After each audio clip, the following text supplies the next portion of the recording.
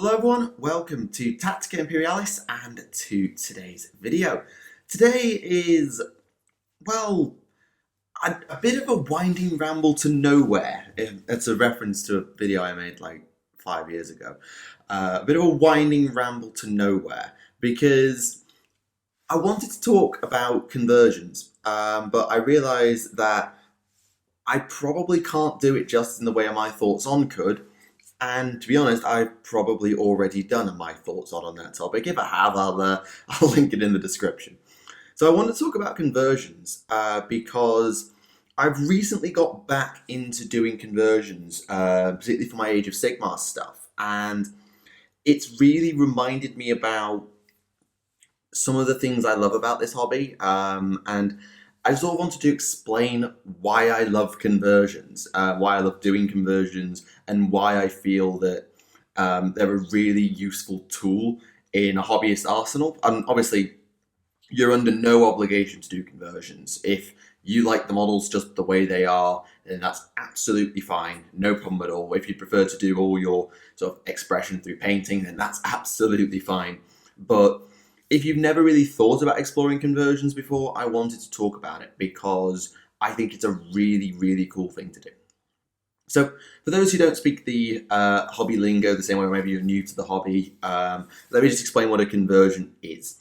So, a conversion is where you take a model that is built a certain way off the sprue and you build it differently.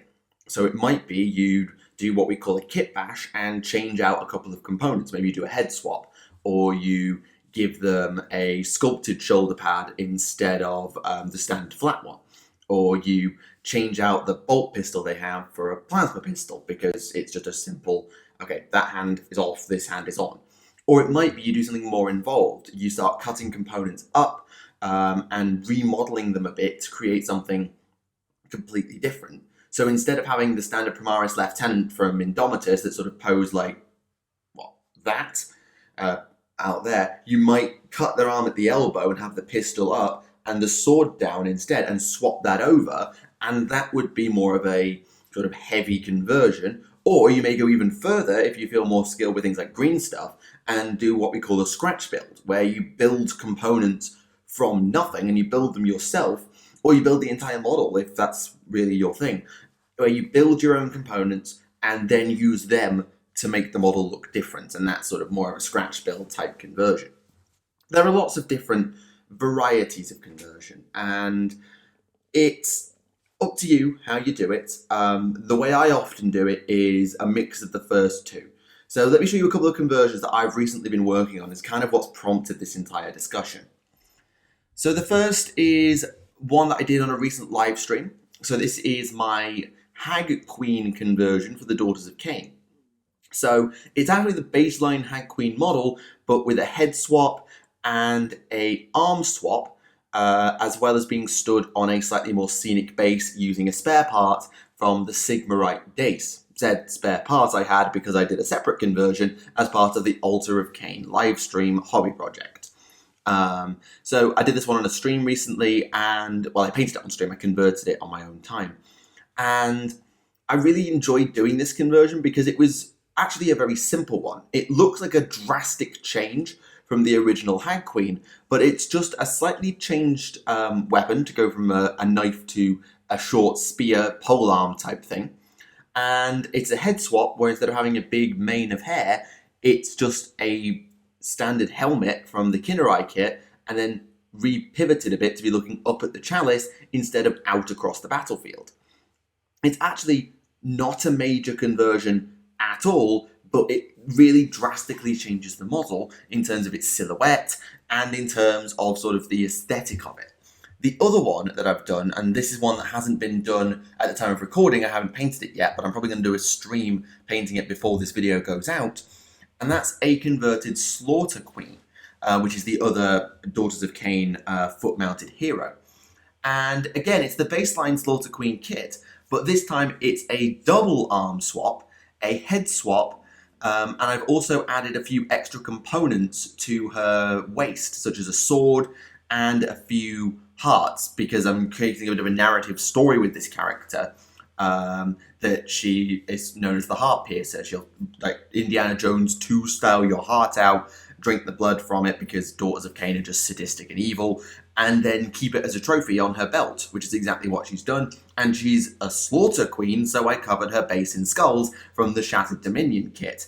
So that's that conversion. But again, it's a big change to the silhouette without doing that much work. There was a bit more work involved here, as I had to trim down the arm of her spear from the Ideneth Deepkin Achillean Guard kit. And it's a slightly more involved conversion as well, because I borrowed from another model range. So I've got the Ideneth spear, and I've also got a sword from the Lumineth Realm Lords on her back. So it's a slightly more involved conversion that draws from 1, 2, 3, 4, 5 different kits, whereas the Hag Queen conversion draws from 1, 2, 3 if you don't count the base. So I just wanted to show those off, not to brag or anything, merely just to point out that this is why I'm having this conversation now. Because I've done conversions for most of the time I've been in this hobby. Like, I've been in the hobby now about 12 years by the time this video goes out, and I've been converting for a good 10 of them. I've been doing little conversions with my old Orc army. I tried to do some bigger scale conversions and made a complete mess of it. I had a small guard army where I converted up unique characters because I was making a Call of Duty Zombies in Warhammer 40,000 fan game, and I wanted to create characters to represent the COD Zombies characters. Yes, I was a massive nerd when I was 15. Deal with it. But that was all before I really got going on YouTube. Then I got my Tau army, and I converted the Ethereal into a Fireblade, and I've actually reconverted that during lockdown. I did that in my lockdown showcase. Then with my Elven armies, I've done a lot of conversions for my Deepkin, my Soul Scryer's converted, my Tidecaster I bought converted. I converted my Achillean Queen, I've converted bits and bobs here and there. I've got my Malekith is converted because I lost his head for my Cities of Sigmar. I've just converted a Fleet Master for them as well. And I just do these little conversions all the time. And these Hag and Slaughter Queen are kind of exactly the same. They're little conversions that I've done.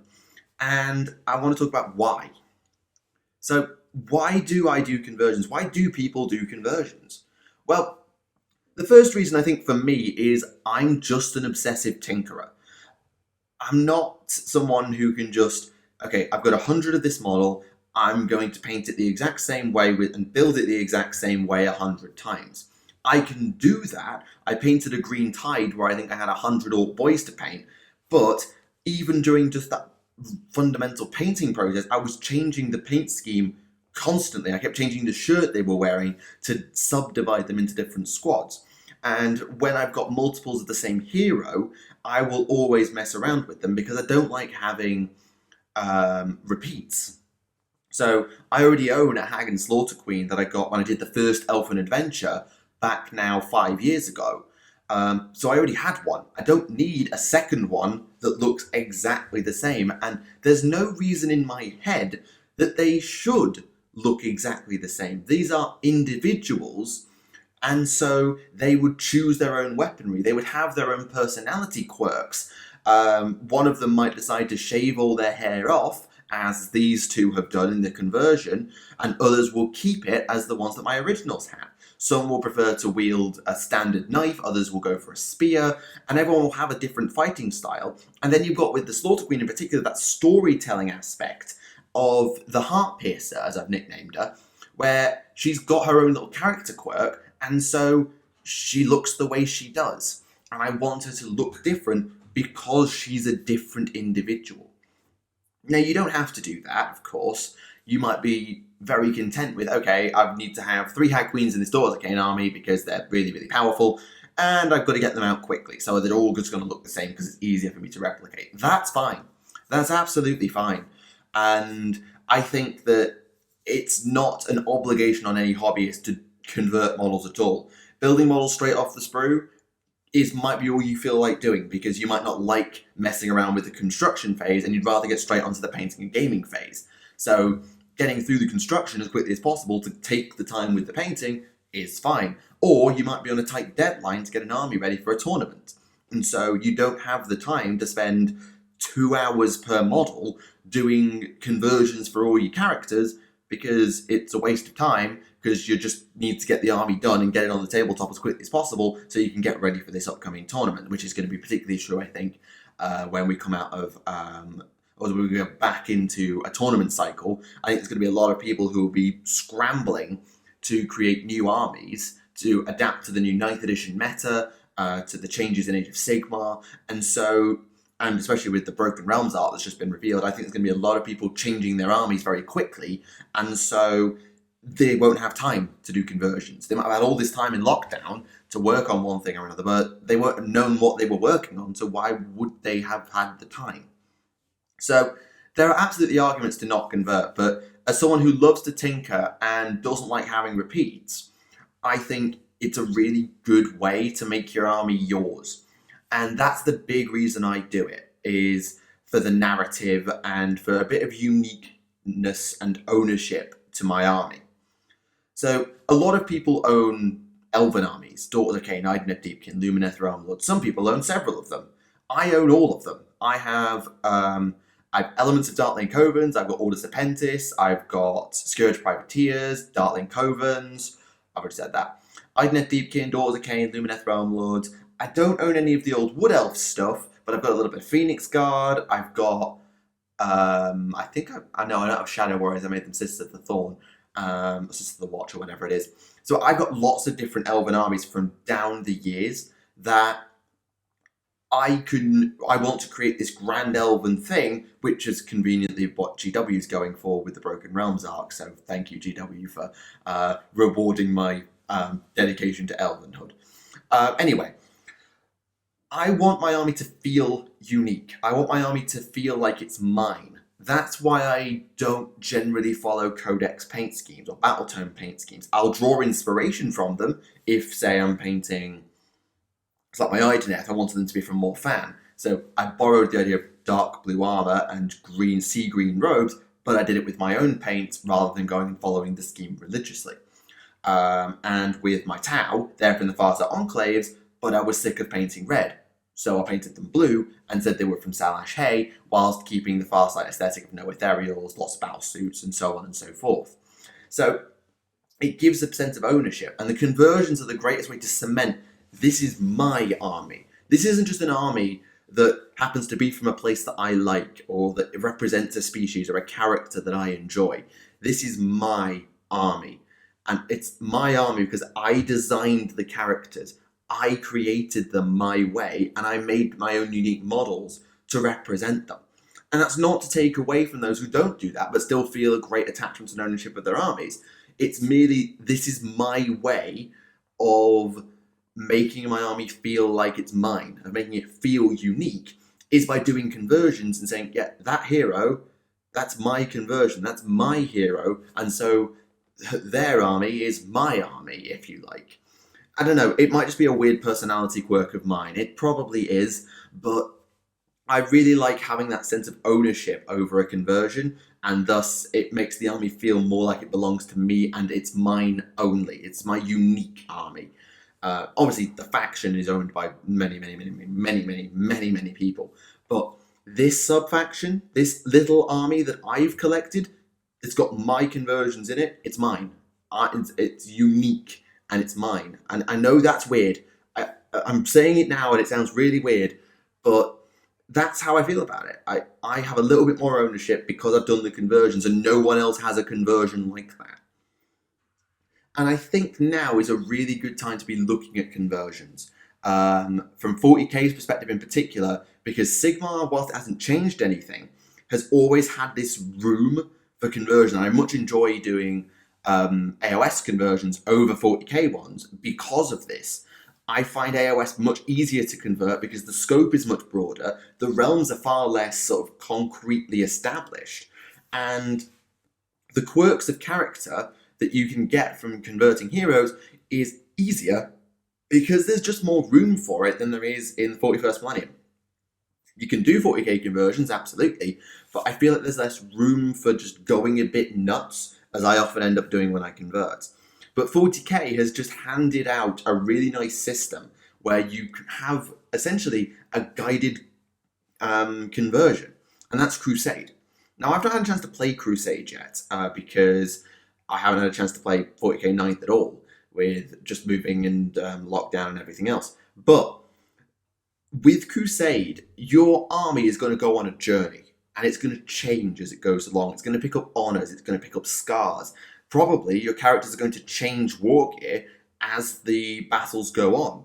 So you might start with a basic, I don't know, Primaris captain who has a bolt pistol and a chainsword, or a bolt pistol and power sword probably, and that's the basic model. Okay, great. But by the end of the campaign, they've maybe received a unique honor, and so now wear laurels on their helm, or they've been granted a relic to carry that they keep in sort of a stasis chamber on their waist, or their power sword broke and they've replaced it with a thunder hammer, or their bolt pistol, they found a relic plasma pistol and they now use that. So you can convert them to use their new equipment because the game is telling you to do it, and it gives you some sort of guidance on what your conversion might want to look like. So you might say, okay, they picked up this thunder hammer, so where am I going to get a thunder hammer from? Okay, I have one lying around for the Terminator kit. There we go. Here, have this thunder hammer now, and I've got a spare plasma pistol from my Primaris Lieutenant. There you go, have that. And just generally, you can borrow kits and share them around, and use Crusade to guide your conversions. But that also relies on having spare parts. And I'm fully aware that I can do the conversions I do because I've got thousands of points of elves from multiple different factions, and a lot of those units are like multi-choice, and so there are a bunch of spares lying around that I have access to. And I could do the conversions because I have all those spares. Not everyone has that luxury. If you're just starting, say, orcs, you're not going to have that many spare parts lying around, because that's the way GW does their kits nowadays, is generally with less spare parts in it than they used to, just by rule of thumb, and even Sigmar has the same problem. So it might not be something you could do right away, but you might think, oh, I've seen this, I've got this spare option, so this unit has two options. Say it's the Mechanicus Cavalry, say. So I built them as raiders, so I've got all this spare stuff from the Sulphur Hounds. Well, can I borrow that helm and put it on my Alpha for my Ranger squad to make them look different? Or could I borrow the Transuranic Arquebus, because I made Vanguard instead of Rangers, and give that to one of my Raiders? It won't work any differently, but it gives them an idea of them being long-ranged hunter-sniper type things. It's something you might be able to do with just a few spare parts, and as your armies get bigger and you start having duplicates, it's something you can explore more and more. So I guess what I'm sort of saying is, if you haven't done conversions before, give it a look. It might be something that you read in a book and want to recreate. It might be an idea that comes to you in the dead of night and you just have to do something with it because it's a cool idea. It might be a useless spare part that is useless on the unit that it's for, but looks really cool. So you still want to use it, but it sucks as the gameplay option. So use it in a conversion somewhere else where its WYSIWYGness doesn't matter. And just things like that. So yeah, that's sort of been my winding ramble to nowhere about conversions. I haven't done a rambles type thing. I usually sort of bundle it in with my thoughts on. But if you enjoyed this format and you want to see me do more of these, just if I get a flash of inspiration and I want to talk about it, then by all means let me know, and I'll see if it's more appropriate for my thoughts on all these series of winding rambles to nowhere. It's a really nice name for a series. I borrowed that off myself, but I think I'm going to keep that as a series name, Winding Rambles to Nowhere. So yeah, thank you very much for watching. I hope you've enjoyed it. Let me know what you think about conversions and things I've said today in the comments section below. And for now, thank you very much for watching. This has been Tactica Imperialis, and I'll see you all again. Bye for now.